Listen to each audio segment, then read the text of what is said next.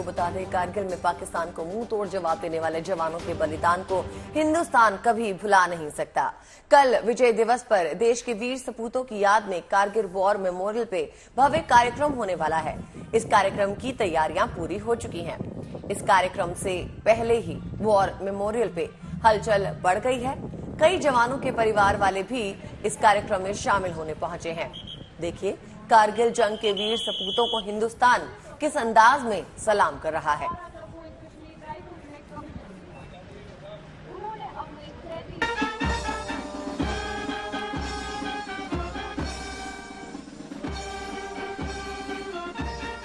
इसके साथ चैट अशरफ वानी के साथ।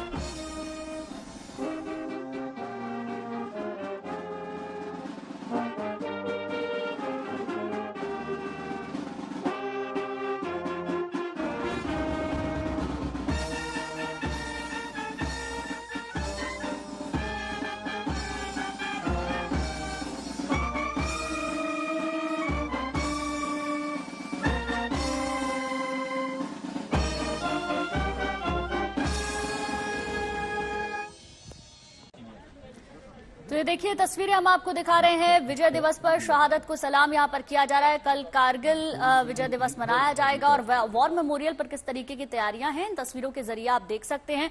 अचानक से वहां पर हलचल बढ़ गई है और हर साल कारगिल दिवस मनाया जाता है, शहीदों को नमन किया जाता है और उसी से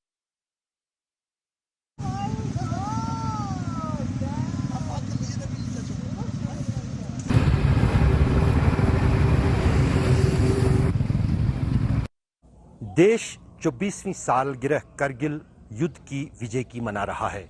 26 जुलाई को करगिल विजय दिवस पूरे देश में मनाया जाता है, लेकिन उसकी तैयारियां यहां करगिल द्रास में कुछ महीने पहले ही शुरू हो जाती हैं। यहां तक कि जहां पर मैं ये खड़ा हूं, ये मेरे पीछे जो हैं कुछ निशान हैं उस युद्ध के जो 3 मई 1999 को शुरू हुआ था और 26 जुलाई 1999 24 साल पहले उसी दिन को जो है समाप्त हुआ था जब भारतीय सेना ने करगिल युद्ध में विजय की घोषणा की थी। तब इस जंग में क्या हुआ था, खुशकिस्मती से 1999 का करगिल युद्ध मैंने भी कवर किया। और ये जो पूरा इलाका ये पहाड़ का है, यहाँ पर ये तोलोलिंग की पहाड़ियाँ हैं जहाँ पर पाकिस्तानी फौज घुस आई थी और उसके ऊपर जितने भी ये माउंटेन टॉप्स हैं, जो पहाड़ी ऊंचे दर्रे हैं, यहाँ पर पाकिस्तानी सेना ने इस तरह के बैंकर जो यहाँ पर कुछ कैप्चर किए गए हैं भारतीय सेना की तरफ से, इस तरह के बैंकर जो हैं सर्दियों के दौरान 99 के जाड़े के मौसम के दौरान इस तरह के फैब्रिकेटेड बैंकर्स को इन चोटियों पर पहुंचाया और उनमें घुसपैठिए जो है पाकिस्तानी सेना के, वो उनमें बैठ के वहाँ पर बैठे रहे। जबकि भारतीय और पाकिस्तानी सेना की तब तक ये एक सहमति बनी हुई थी कि सर्दियों के दौरान, क्योंकि यहाँ -50-60 डिग्री तक तापमान सर्दियों के मौसम के दौरान जाता है, तो दोनों देशों की सेनाएं जो हैं इस पूरे इलाके को खाली छोड़ती थी। लेकिन विश्वासघात कहीं न कहीं पाकिस्तानी सेना की तरफ से किया गया और उस गैर मौजूदगी जो भारतीय सेना की थी उसका फ़ायदा उठाते हुए उन्होंने इस तरह के पोस्ट्स जो हैं इन पहाड़ों पर लाए और उनमें 4 से लेकर 6 पाकिस्तानी सेना के लोग रहने लगे। और ये जो पूरा इलाका था, ये पाकिस्तान के इनके पहाड़ जो हैं वो पाकिस्तानी सेना ने जो है कहीं ना कहीं गैर कायमी तौर पर उन पर कब्जा जमाया था। जहाँ तक कि ये टाइगर हिल है, इस पर सबसे ज़्यादा भीषण करगिल युद्ध की लड़ाई हुई थी जो कई दिन तक चली थी और 26 जुलाई 1999 को बिल आखिर पाकिस्तानी सेना को भारतीय इलाका छोड़ना पड़ा। उनको यहाँ से इन घुसपैठियों को यहाँ से निकाला गया और भारतीय सेना ने युद्ध में विजय की घोषणा की। तभी से हर साल करगिल युद्ध की जो है सालगिरह करगिल विजय दिवस के तौर पर मनाई जाती है, जहाँ पर करगिल युद्ध में देश की उन सभी शहीदों को सम्मानित किया जाता है, उनको श्रद्धांजलि दी जाती है जिन्होंने करगिल युद्ध में देश को विजय दिलाई थी। अशरफ वानी, द्रास, करगिल। कारगिल में पाकिस्तान को मुंह तोड़ जवाब देने वाले जवानों के बलिदान को हिंदुस्तान कभी भुला नहीं सकता। कल विजय दिवस पर देश के वीर सपूतों की याद में कारगिल वॉर मेमोरियल पर भव्य कार्यक्रम होने वाला है। इस कार्यक्रम की तैयारियां पूरी हो चुकी हैं। इस कार्यक्रम से पहले ही वॉर मेमोरियल पर हलचल काफी बढ़ जाती है। कई जवानों के परिवार वालों को भी कार्यक्रम में बुलाया जाता है, वो भी कल देखने को मिलेगा। देखिए कारगिल जंग के वीर सपूतों को हिंदुस्तान किस अंदाज में सलाम कर रहा है।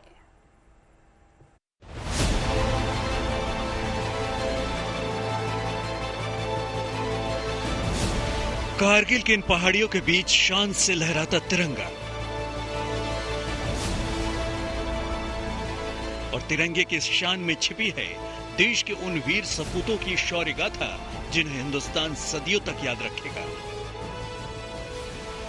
ये पहाड़ियां उस वीर गाथा की गवाह हैं जिन्हें देश कभी भुला नहीं पाएगा। पूरा देश हर साल उन वीर जवानों को सलाम करता है जिन्होंने कारगिल के युद्ध में हिंदुस्तान को जीत दिलाई थी। 26 जुलाई ही वो तारीख थी जब भारतीय सेना ने पाकिस्तानी घुसपैठियों को वापस खदेड़ दिया था।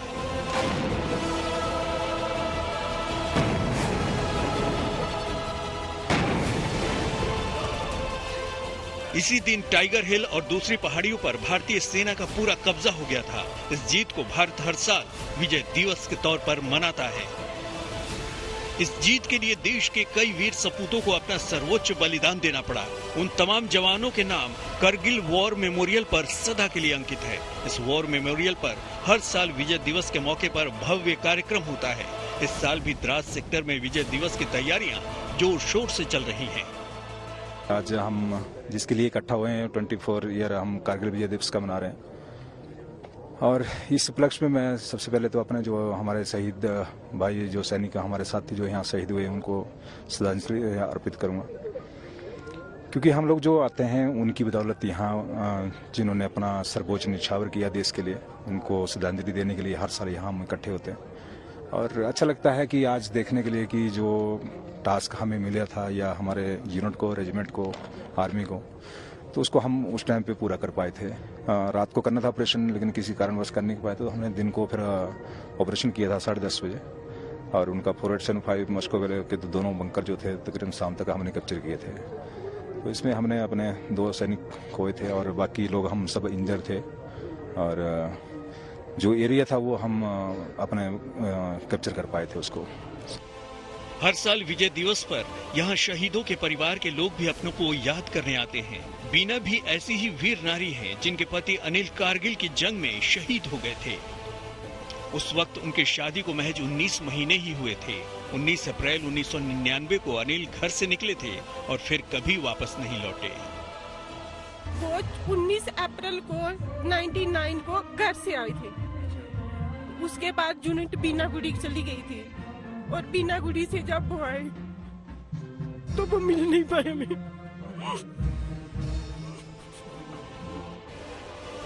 इन आंसुओं का मोल हिंदुस्तान बखूबी जानता है। बीना जैसी देश की वीर नारियों को हिंदुस्तान सलाम करता है। बीना के परिवार से 3 लोग सेना में शामिल रहे हैं और सभी ने कारगिल की जंग में अपना योगदान दिया है। छोटा देवर था, एक मेरा हस्बैंड था, एक हमारी ननद के घर वाला था। तो छोटे को पहले ही उसको लग गई थी, तो वो हॉस्पिटल में था। जिस दिन वो हॉस्पिटल से आया तो उस दिन इनको लगी थी। 9 जुलाई को इनको लगी शाम को। जिन कैंप में ना हमारे उधर गांव के ना लड़के रहते थे, उन्होंने हमें फोन किया था, उनके थ्रू हमें पता चला था। कारगिल की जंग में शहीद हुए विद्यानंद की पत्नी भी इस साल कारगिल वॉर मेमोरियल पहुंची हैं। उन्हें आज भी वो बातें याद हैं जो विद्यानंद सिंह ने आखिरी बार उन्हें कही थी। कि हम जा रहे हैं लड़ाई के तो कोई चर्चा नहीं करे थे। बोले कि वहाँ इलाका खराब है, बर्फ का इलाका है, बर्फ हम लोग के कहूँ देह पर गिरेगा तो देह के बर्बाद होगा, चिंता मत करिए, आप जो ऊपर के लिखल होगा वह होगा। हम रोने लगे तो बोले कि नहीं, रोने से क्या है, ऊपर से जब हमको आशीर्वाद है भगवान के तो कुछ नहीं बिगड़ेगा, और जब इतने दिन के लिखल होगा तो जो होगा सो होगा। बाकी जब सरकार को रोटी खा रहे हैं, उसका रोटी वर्दी पहन लिए हैं तो पीछा तो गोर नहीं करेंगे, जब ही मरेंगे चाहे मिटेंगे, वहाँ जो हमको लिखल होगा वह होगा। सरकार को देंगे कि सरकार हमको नहीं दिए, सब कुछ दे दिए, बाकी जो हम अपना खो गए अपना सुहाग, जो हम अपना पति, वह हमको के दे। कारगिल वॉर मेमोरियल पर अब पूरे देश से लोग शहीदों की वीर गाथा सुनने आते हैं। यहाँ की फिजाओं में देश के जवानों के शौर्य और पराक्रम की खुशबू है। ये वीर गाथा यहाँ आने वालों को जोश से भर देती है। वार मेमोरियल करगिल युद्ध के बाद एक पर्यटन स्थल बना हुआ है। खास तौर से देश भर से लोग ये जानना चाहते हैं कि आखिर करगिल वार किस तरह, किन परिस्थितियों में और कहां लड़ा गया था। यहाँ पर जो भी सेना की तैनाती जिस यूनिट की भी होती है, वो जवान जो हैं उनकी तरफ से कोई जवान जो होता है हमेशा 24 घंटे यहाँ मौजूद रहता है, ताकि वो लोगों को करगिल युद्ध के बारे में, 24 साल पहले लड़े गए करगिल युद्ध के बारे में जानकारियां दे सके। आप सुनिए कि ये क्या पूरा ये मामला था। मुख्य कारण यह था कि कारगिल युद्ध का एक बड़ा भाग इसी द्रास सेक्टर से लड़ा गया। इसके अलावा आप जिस स्थान पर उपस्थित हैं, वहां से उन पहाड़ियों की चंद एक चोटियां दिखाई देती है, जिन पर सन 1999 में पाकिस्तानी सेना ने धोखे से घुसपैठ कर लिया था। आप जिस रास्ते से आए हैं उसे नेशनल हाईवे। कल विजय दिवस के मौके पर कारगिल वॉर मेमोरियल पर होने वाले भव्य कार्यक्रम की तैयारियां पूरी हो चुकी हैं। कारगिल वॉर में शहीद हुए कई जवानों के परिवार भी इस कार्यक्रम में शामिल होंगे। ये कार्यक्रम उन वीर जवानों को देश की श्रद्धांजलि है, जिन्होंने अपनी जान से ज्यादा देश की हिफाजत को अहमियत दी। द्रास से अशरफ वानी के साथ bureau report, good news today. Vijay Diwas पर होने वाले कार्यक्रम की तैयारियों का जायजा लेने के लिए रुक करते हैं हमारे संवाददाता अशरफ वानी का। अशरफ, कल एक खास कार्यक्रम होना है करगिल वॉर मेमोरियल में, काफी तैयारियां चल रही हैं, पहले आप हमें उसके बारे में बताइए। आदित्य, बिल्कुल, दरअसल यहाँ कई दिन पहले, कई हफ्ते पहले इस विजय दिवस की तैयारियां होती है, क्योंकि ये जंग जो है, करगिल युद्ध जो है, यहीं पर लड़ा गया था 1999 में। 24 साल पहले जहां मैं खड़ा हूं, यही लड़ाई का मैदान था। यहीं से गोले पाकिस्तान की ओर चलाए जा रहे थे और पाकिस्तानी गोले इसी इलाके में आते थे। तो अब करगिल युद्ध के बाद फैसला किया गया कि द्रास के इसी लड़ाई के मैदान में जो है करगिल के शहीदों की याद की जो है उनकी याद में जो है ये वार मेमोरियल बनाया जाएगा, जहां पर मैं खड़ा हूं। और ये वार मेमोरियल बनाया, मैं अपने कैमरामैन को बताऊं कि वो आपको ये पूरा ये इलाका दिखाएगा कि क्या है। दरअसल अगर आप मेरे पीछे देखेंगे, यहाँ पर ये पूरा जो इलाका है, ये पहाड़ियां जो है तोलोलिंग की पहाड़ियां हैं। ये तोलोलिंग की पहाड़ियां जो हैं वो भी वहीं से ही इस जंग की शुरुआत हुई थी, जब पाकिस्तानी घुसपैठियों ने इन पहाड़ियों की चोटियों पर कब्जा किया था। और उसके बाद लगातार जो नीचे से भारतीय सेना के जवान इन पहाड़ियों की ओर गर्मियों में, जो 1999 की गर्मी है, पेट्रोलिंग के लिए जा रहे थे, उनको वहां से निशाना बनाया जा रहा था। लेकिन करीब 2 महीने तक ये युद्ध हुआ और आखिरकार 26 जुलाई को सभी घुसपैठियों को इस करगिल की इलाके से, इन पहाड़ियों से और द्रास की पहाड़ियों से खदेड़ा गया और भारतीय सेना ने विजय की घोषणा की। तब से हर साल जो है इसी वार मेमोरियल पर, जो कि करगिल का वार मेमोरियल है, यहाँ पर उन शहीदों की याद में समारोह होता है, उनको श्रद्धांजलि दी जाती है। और सेना के कमांडरों, अफसरों के साथ साथ जो शहीदों के परिवारजन हैं वो भी यहाँ पर आते हैं, क्योंकि ये दूर दराज इलाका है देश का। कई सारे उन करगिल के शहीदों के परिवार वालों को पता भी नहीं है कि कहां पर उनके बेटे, उनके प्यारे जो हैं देश के लिए कुर्बान हुए। तो ज्यादा संख्या उन रिश्तेदारों की होती है जो ये वो जगह देखना चाहते हैं जहां पर उनके रिश्तेदारों, उनके पुत्रों, उनके भाइयों या उनके जो बच्चे भी बड़े हो गए हैं, उनके पिताओं ने जो है बलिदान देश के लिए दिया है। अगर आज इस साल की बात करें, 24वीं वर्षगांठ मनाई जा रही है, 24वां विजय दिवस है ये करगिल युद्ध का। और देश के रक्षा मंत्री राजनाथ सिंह कल सुबह यहाँ इस वार मेमोरियल पर पहुंचेंगे, यहाँ पर शहीदों को श्रद्धांजलि देंगे और उसके लिए जो है सभी तैयारियां पूरी हो चुकी है। सेना के प्रमुख कमांडर और खास तौर से उन जवानों को भी यहाँ पर सम्मानित किया जाता है जो अभी भी सेवारत है और सेना में काम कर रहे हैं और कारगिल युद्ध के दौरान उन्होंने अपनी भूमिकाएं निभाई हैं। यहाँ मेरे पीछे जो एक कारगिल वार मेमोरियल है, यहाँ पर उन सभी शहीदों के नाम लिखे गए हैं जिन्होंने बलिदान दिया है कारगिल युद्ध के दौरान देश के लिए। अशरफ जी, क्या कुछ खास परिवारों को इस बार न्योता दिया गया है? क्योंकि हर बार परिवार वालों को बुलाया जाता है, तो क्या कोई खास परिवार ऐसे हैं जिनको इस बार बुलाया गया है इस मौके पर? अब तो क्योंकि यहाँ पर जो परिवार के लोग होते हैं उनके रहने ठहरने का इंतजाम भी करना होता है। बारी से जो है हर साल जो है सभी परिवारों को बुलाया तो जाता है। अब जो जिनके पास सुविधा हो, जो आना चाहेंगे, उनके लिए कोई ये नहीं है। लेकिन देश के अलग अलग हिस्सों से जहाँ पर ये शहीदों के परिवार रहते हैं, वहाँ पर जो सेना की तैनाती होती है, वही यूनिट जो है उन परिवारों को यहाँ तक पहुँचाने की व्यवस्था करते हैं और यहाँ पर लाते हैं। और उसके बगैर भी अलग अलग समारोहों पर उनको सम्मानित भी किया जाता है, उनसे बातचीत भी किया जाती है। क्योंकि सेना में ये परंपरा है, जो सेना में जो भी जवान या अफसर देश के लिए शहादत देता है, फिर सेना उसके परिवार को अपना परिवार मान के हमेशा उसका ख्याल रखती है। उसी तरह कारगिल युद्ध के दौरान जितने भी शहीद हुए थे सेना के जवान, सेना के अधिकारी, उनको बाज़ाब्ता सरकार ने अपने परिवार के तौर पर अभी तक भी रखा हुआ है। और यही कारण है कि वीर नारियां जो हैं, बिल्कुल, और इसीलिए हर साल जो वीर सपूत हैं उनके परिवार वालों को बुलाया जाता है, वीर सपूतों को श्रद्धांजलि दी जाती है और इस कार्यक्रम का आयोजन होता है। बहुत बहुत शुक्रिया अशरफ जी आपका पूरा जानकारी देने के लिए। करगिल विजय दिवस के शहीदों को श्रद्धांजलि देने दिल्ली से निकला महिला बाइकर्स का दल अब अपने आखिरी पड़ाव द्रास के करीब है। कल महिला बाइकर्स द्रास में कारगिल वॉर मेमोरियल पे शहीदों को नमन करेंगी, अपनी श्रद्धांजलि देंगी। 18 जुलाई को महिला बाइकर्स की टीम दिल्ली से द्रास के लिए रवाना हुई थी। इस रैली का मकसद 1999 के कारगिल युद्ध में पाकिस्तान पर भारत की जीत के 24 साल पूरे होने का जश्न मनाना और महिला सशक्तिकरण को बढ़ावा देना है।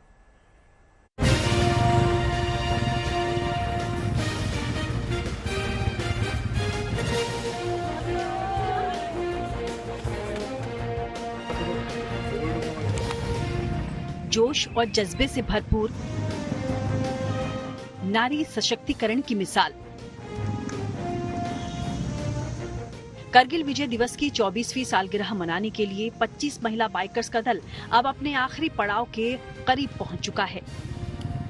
सोमवार को श्रीनगर से द्रास के लिए वीरांगनाएं रवाना हुईं। नारी सशक्तिकरण रैली का आखिरी पड़ाव श्रीनगर से 140 किलोमीटर दूर लद्दाख का द्रास है, जहां 26 जुलाई को 1999 करगिल वॉर के शहीदों को महिला बाइकर्स श्रद्धांजलि देंगी। टोटल 25 बाइकर्स हैं और हमारी ये रैली दिल्ली से स्टार्ट हुई थी, इंडिया गेट से, एंड काफी जगहों पे रुकते हुए हम यहाँ पे पहुंचे हैं। जगह जगह मेमोरियल पर रीच नहीं करते हुए अपनी श्रद्धांजलि शहीदों को देते हुए। दिल्ली से अंबाला, जालंधर, उधमपुर होते हुए महिला बाइकर्स का दल 22 जुलाई की शाम को श्रीनगर पहुंचा। 23 जुलाई को श्रीनगर में महिला बाइकर्स की टीम एक स्कूल फंक्शन में शामिल हुई। महिला सैनिकों ने छात्राओं और एनसीसी कैडेट को महिला सशक्तिकरण का संदेश दिया। सैनिकों के शौर्य और पराक्रम की कहानी सुनकर छात्राएं सेना में शामिल होने के लिए प्रेरित होती नजर भी आईं। As we all know that जो करगिल वार जो हुआ था, एक response between India and Pakistan, जिसमें जो इंडिया ने विक्ट्री ली थी। एंड हम इधर आज गैदर हुए हैं उनकी जो सैक्रिफाइसेस हमारी कंट्री के लिए, वो उनको याद करने, उन्होंने जो हमारी कंट्री के लिए अपनी जानें दी थी, वो सब याद करने। हर एक दिन के साथ रैली आगे बढ़ती रही, जगह बदलती रही, नए नए पड़ाव पर महिला बाइकर्स पहुंचती रही, लेकिन नजारा हर जगह तकरीबन एक सा रहा। हर जगह महिला बाइकर्स का भरपूर स्वागत हुआ और हर जगह ये महिलाएं छात्राओं में अदम्य साहस भरती रहीं।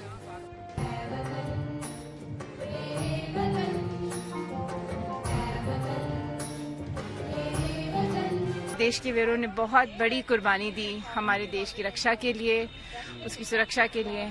और जैसे जैसे हम हर जगह मिलते जा रहे हैं लोगों से, बच्चों से खासकर, हम यही मैसेज देना चाहते हैं कि हमारी नारियां, हमारी लड़कियां, हमारे देश की बेटियां, उतनी ही ताकतवर हैं जितनी हमारी देश के बेटे हैं, और बस उन्हें ये एहसास दिलाने की जरूरत है। Obviously, every one of us feels motivated enough. We feel overwhelmed to witness this event, जिसमें हम देख सकते हैं कि कैसे women bikers they have come from Delhi and they're going to Kargil to witness the Kargil Vijay Divas. जब सुना था एक सर्कुलर में आया था कि women bikers आ रहे हैं तो बहुत ज्यादा प्राउड फील हुआ कि लाइक हमेशा मेन को ही हम देखते हैं बाइकर्स की फील्ड में, बट फर्स्ट टाइम वुमेन को देखा एंड इतना लाइक वो दिल्ली से करगिल तक आ रहे हैं तो बहुत लंबा सफर होता है एंड बहुत प्राउड फील हो रहा था कि उन सबको स्टेज पे देख के इतना लाइक इतने जोश में थे वो लोग एंड उनसे बहुत ज्यादा इंस्पायर्ड फील। एक हफ्ते पहले 18 जुलाई को महिला बाइकर्स की टीम दिल्ली से द्रास के लिए रवाना हुई थी। एक हफ्ते की इस यात्रा के दौरान इन्हें दिल्ली से द्रास की 1000 किलोमीटर की यात्रा करनी थी, जो अब तकरीबन पूरी हो गई है। महिला बाइकर्स के इस दल में कुल 25 महिलाएं हैं, जिसमें 15 सेवारत अधिकारी, 8 सेवारत अधिकारियों की पत्नियां और 2 वीर नारियां शामिल हैं। इस बाइक रैली के 2 मिशन हैं। एक तो 26 जुलाई को करगिल युद्ध के नायकों को श्रद्धांजलि देना और दूसरा नारी सशक्तिकरण रैली के माध्यम से स्कूलों और एनसीसी कैडेट्स को महिला सशक्तिकरण का संदेश देना। हम लोग दिल्ली से 18 तारीख को चले थे और पहला हमारा हॉल्ट अंबाला में था, फिर जलंधर, फिर उधमपुर और उसके बाद श्रीनगर से हम लोग द्रास कारगिल जाएंगे। और ये जो रैली है ये बेसिकली विमेन एम्पावरमेंट के लिए, और हम 24 साल जो है कारगिल विजय दिवस को मनाने के लिए जा रहे हैं और विमेन एम्पावरमेंट को दर्शाते हुए जा रहे हैं। तो मैम क्या मैसेज देना चाहते हैं? इससे ये मैसेज है कि एक तो हमारा जो विक्ट्री वाला है 24 साल हुए हैं कारगिल का, उसको मनाने के लिए, प्लस से जो विमेन एम्पावरमेंट है कि विमेन वो सब कर सकती हैं जो इंसान मतलब सोच सकता है कि इतना हाई ऑल्टीट्यूड में बाइक सारा 25 हमारे जो लेडीज हैं वो सारी विमेन हैं, उसमें से वीर नारीज हैं और सभी आर्म्स की लेडीज हैं उसमें, और कुछ सर्विंग हैं और कुछ स्पाउसेस हैं। तो एक वो दर्शाता है कि जैसे बाइक चलाना बेसिकली आदमियों का काम होता है, लेकिन उसको एक विमेन एम्पावरमेंट के उसको दर्शाने के लिए हम लोग वहाँ जा रहे हैं। Started the rally on 18th from Delhi and so far we are doing very well. हमने 80% of the trip बारिश में निकाली है। It was raining very very hard, बहुत बारिश थी, but I don't think किसी ने भी राइडर ने कोई भी कंप्लेन की या कोई किसी को तकलीफ हुई। In fact, we enjoyed the adventurous ride throughout the rains and today we are at Srinagar and today is our final route to Kargil and we are looking forward to it. Very happy, very excited and very proud to be part of this team. मैं कई सालों से bike चला रही हूँ, लेकिन ये जिस जज्बे के साथ हम लोग निकले हैं वो जज्बे ने इस रैली का पूरा माहौल ही बदल दिया है। और पहले अगर हम रैली पे जाते हैं या कहीं जाते हैं तो बहुत घूमने के इरादे से जाते हैं। इस समय हम अपने हीरोज को श्रद्धांजलि अर्पित करने जा रहे हैं, तो वो अलग ही माहौल है, अलग ही जज्बा है और अलग ही इमोशंस हैं। It can't be explain. इन महिला बाइकर्स का सफर 7 दिनों का था। यात्रा के दौरान इन्होंने न धूप की परवाह की न बारिश की। हर संघर्ष को खुशी खुशी पार करते हुए वीरांगनाएं अपनी इस नायाब रैली के दौरान नारी सशक्तिकरण का संदेश देती आईं। छात्राओं को ये महिलाएं मोटिवेट करती आईं, उनमें साहस और ऊर्जा का संचार भरती आईं। श्रीनगर से अशरफ बानी के साथ bureau report, good news today. इस साल अमरनाथ यात्रा में श्रद्धालुओं के पहुंचने का रिकॉर्ड अभी से टूट रहा है। अभी कड़ी सुरक्षा के बीच श्रद्धालुओं का जत्था लगातार अमरनाथ गुफा के लिए रवाना हो रहा है, लिहाजा बाकी बची यात्रा में इस साल रिकॉर्ड तोड़ संख्या में श्रद्धालुओं के पहुंचने की उम्मीद है।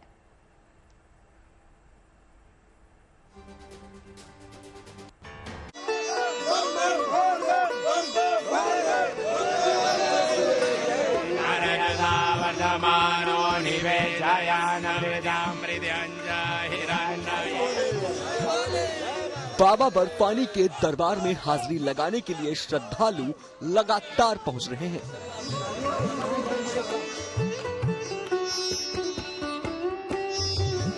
इस बार की अमरनाथ यात्रा को लेकर यात्री बेहद उत्साहित नजर आ रहे हैं। बालटाल हो या पंथा चौक बेस कैंप, हर तरफ अमरनाथ यात्रियों का जत्था दिख रहा है। बाबा बर्फानी के दर्शन करने का सौभाग्य मिलने को लेकर श्रद्धालु पूरे जोश में हैं। भोलेनाथ के दर्शन है, यहाँ पे दर्शन करने आए हैं सभी, हम लोग सब लोग 50 लोगों का ग्रुप है। पवित्र गुफा है ये हमारी। पवित्र गुफा को हम लोग काफी मानते हैं अपने धर्म के अकॉर्डिंग। तो इसका इधर तक आना हमारे सपना होता है कि यहाँ आके हम लोग दर्शन करें, इतना अच्छी चढ़ाई करें, ऐसे भोले बाबा के दर्शन हो जो स्वयं भू प्रकट हैं। तो इसलिए हम लोग यहाँ पे अपनी पूरी श्रद्धा भाव के साथ आते हैं और भोले बाबा के दर्शन करते हैं। इस साल अमरनाथ यात्रा में रिकॉर्ड संख्या में श्रद्धालु पहुंच चुके हैं। महज 24 दिनों की यात्रा में 3 लाख से भी अधिक श्रद्धालु अमरनाथ गुफा पहुंच चुके हैं।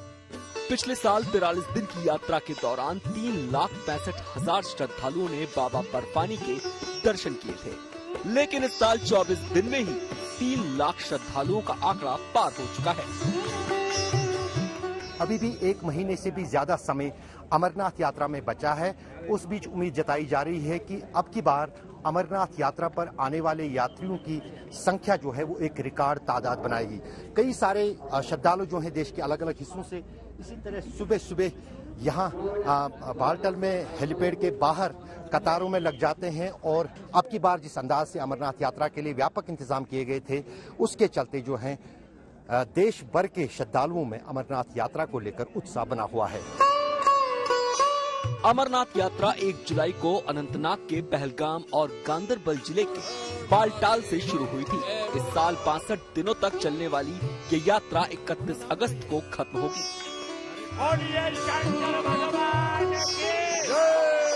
जब 24 दिनों में ही 3 लाख से ज्यादा श्रद्धालु गुफा मंदिर में हिमलिंग के दर्शन कर चुके हैं तो जाहिर है अभी बाकी बचे 38 दिनों में ये संख्या कहीं ज्यादा होगी।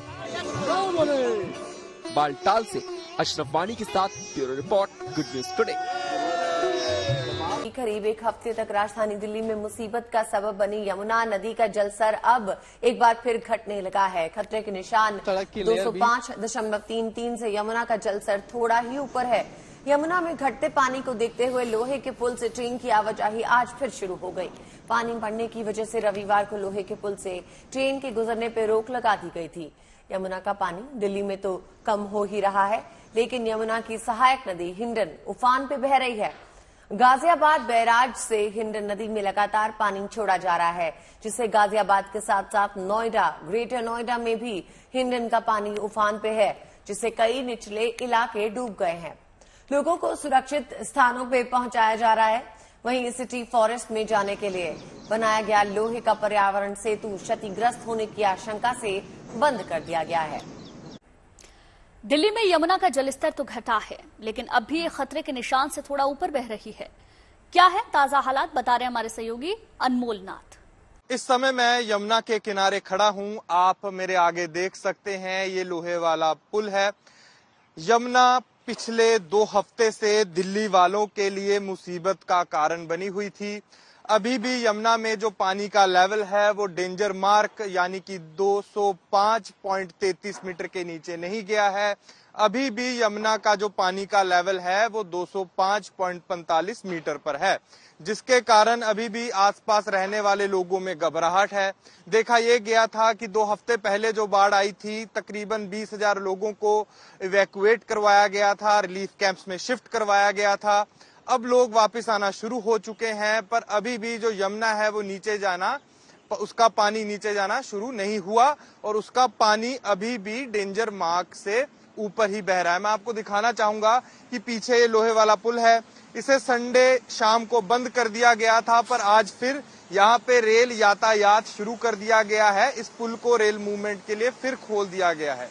मैं आपको ये भी दिखाना चाहूंगा पुल के नीचे रोड ट्रांसपोर्ट के लिए जो पुल है अभी भी इसको बंद किया गया है। उस तरफ हो चाहे पुल के इस तरफ हो, दोनों तरफ बैरिकेडिंग की गई है। इस पुल को रोड ट्रांसपोर्ट के लिए बंद किया गया है।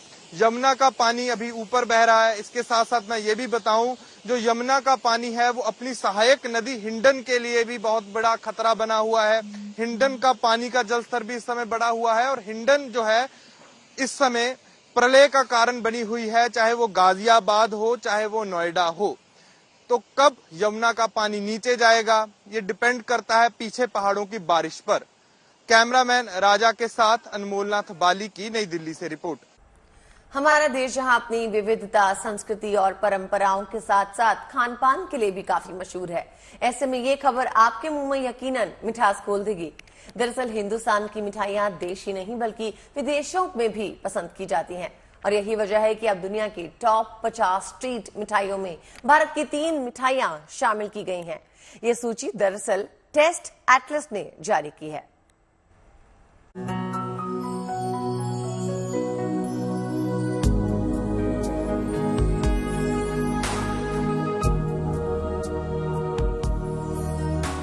दुनिया का मुंह मीठा कर रही भारतीय मिठाइयां, हिंदुस्तान की मिठाइयों का जलवा बरकरार।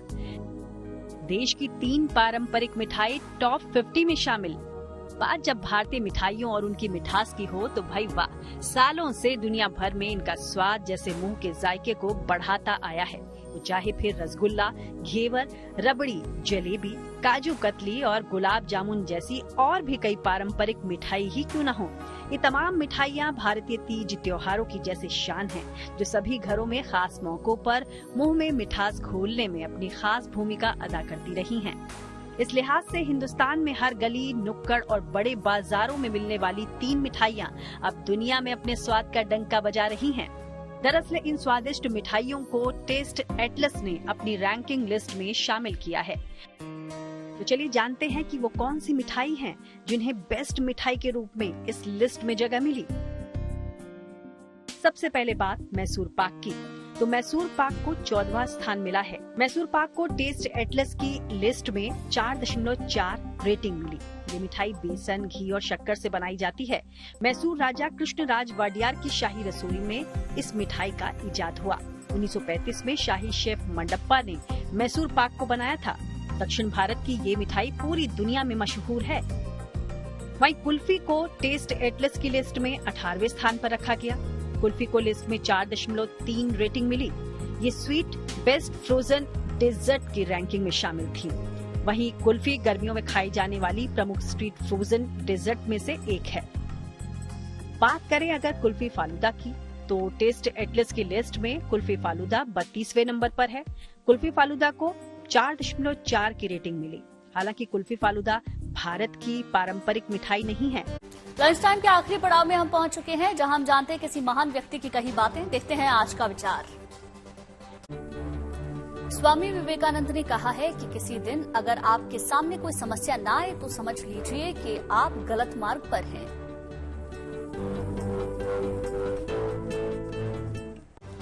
उम्मीद है खबरों के इस लंच टाइम में आपको पेट भर जानकारियां मिल गई होंगी। कल फिर होगी आपसे मुलाकात कुछ और खबरों के साथ। तब तक के लिए देखते रहिए गुड न्यूज टुडे।